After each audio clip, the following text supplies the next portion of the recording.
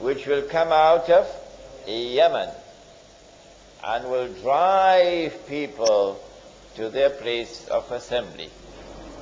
These are the 10 major signs. When you see these signs appear, you know the historical process is not operating the ordinary way. You are now living in the last stage of history, or in the end of history. Among the other signs are 2 signs that we're going to discuss on Friday at Moise, when the angel came and he asked the 5 questions. Question 5 was, what are the signs of the last day? And he gave 2 signs that you listen to on Friday, inshallah. And then there's another one, that time will move faster and faster. A whole year will pass so fast it would appear to have been just a month. And a whole month would pass like a week. And a whole week would pass like a day. And a whole day would pass like an hour. And a whole hour would pass like the amount of time it takes to kindle a fire. Out there in New York where I live, time moves very fast. Very fast.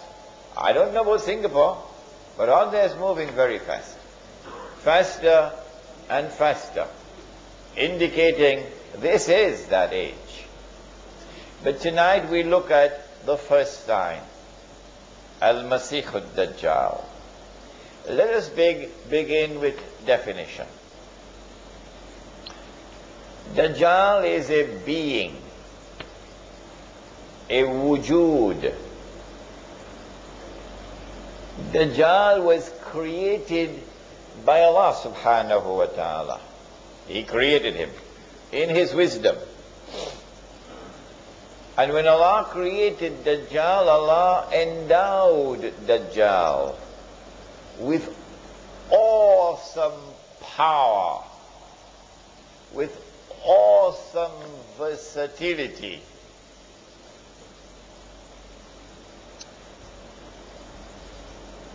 And Dajjal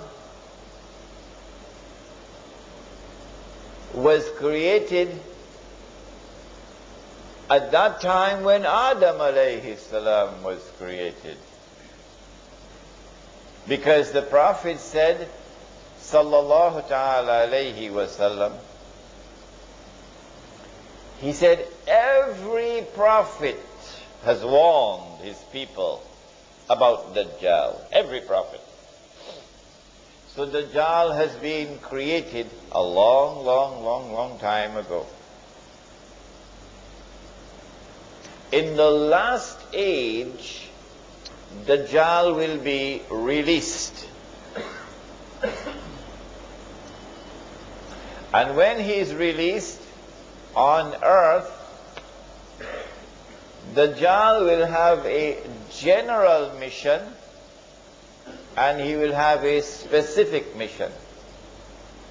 His general mission is to test all of mankind, to test you, to see whether you have any faith at all. All those who fail his test are heading for the fire. His test will be an awesomely difficult test.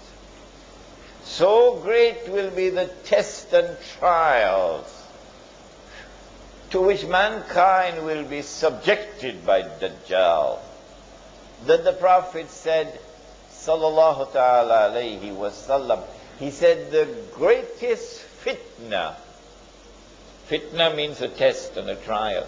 He said the greatest fitna that mankind will experience from the time of Adam alayhi salam to the last day is the fitna of Dajjal.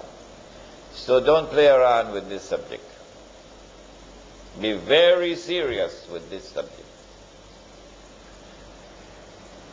Dajjal will not only test all of mankind, and tonight we will look at some of the tests, But Dajjal has a specific mission. His mission is to impersonate Al-Masih and to get Banu Israel to believe that he is Al-Masih. And so in order to understand Dajjal in his capacity as Al-Masih al-Dajjal, we need first to understand who or what is Al-Masih.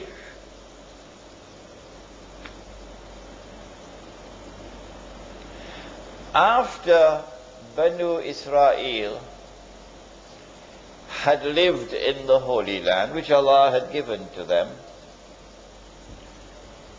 and after Dawood alayhi salam had established the state of Israel, he was a Muslim, so this is the Islamic state of Israel.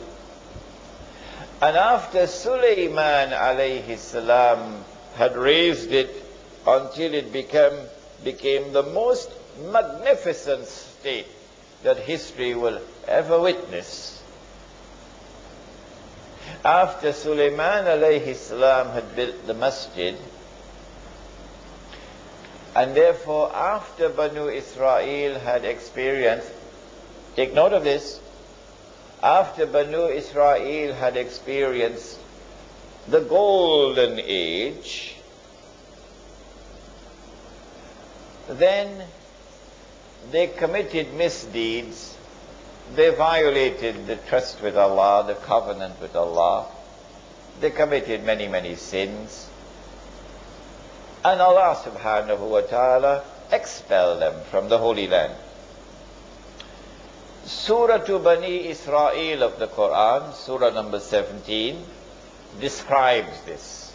وَقَضَيْنَا إِلَى بَنِي إِسْرَائِيلَ فِي الْكِتَابِ لَتُفْسِدُنَّ فِي الْأَرْضِ يعني الأرض المقدسة لَتُفْسِدُنَّ فِي الْأَرْضِ مَرَّتَيْنِ وَلَتَعْلُنَّ عُلُوًّا كَبِيرًا. Twice did Banu Israel commit fasad in the Holy Land. Fasad is not just corruption. Fasad is a corruption which is destructive in nature. What did they do? We don't have the time tonight.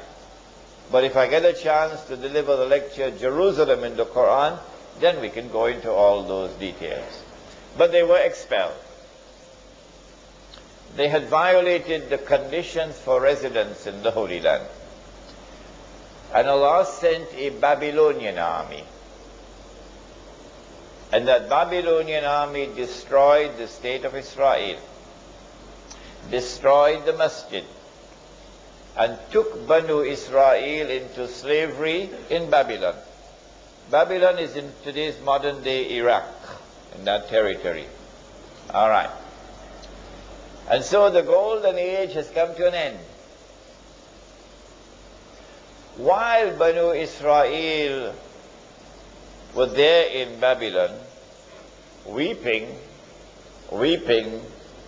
by the rivers of Babylon, Allah subhanahu wa ta'ala sent prophets to them. Among the prophets was a prophet named Daniel, for example. And he's a very important figure, Daniel. When these prophets came to Banu Israel in Babylon, these prophets communicated to Banu Israel a promise from Allah to them. The promise was that He was going to send to them a prophet who would be a special prophet, because this prophet would bring back the golden age. The golden age was one in which Sulaiman alayhi salam and the state of Israel ruled the world. It was the ruling state of the world. And when this prophet comes, he will bring that back. He will rule the world. from